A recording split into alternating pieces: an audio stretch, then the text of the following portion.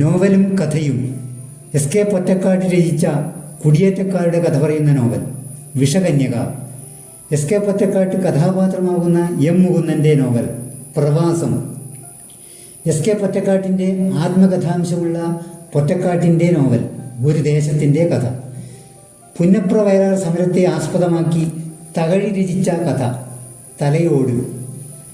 മലബാർ ലഹള പശ്ചാത്തലമാക്കി ഉറൂബ് രചിച്ച നോവൽ സുന്ദരികളും സുന്ദരന്മാരും.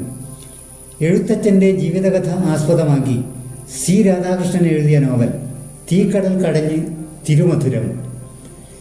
ഇന്ദിരാഗാന്ധിയെ മുഖ്യ കഥാപാത്രമാക്കി ജോർജ് ഓണക്കൂർ രചിച്ച നോവൽ പർവ്വതങ്ങളിലെ കാറ്റ്.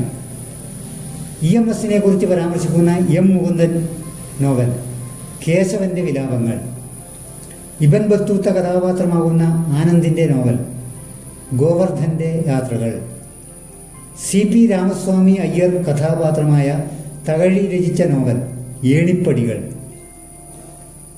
ഒന്നാം സ്വാതന്ത്ര്യ സമരം പശ്ചാത്തലമാക്കി മലയാറ്റൂർ രചിച്ച നോവൽ അമൃതം തേടി.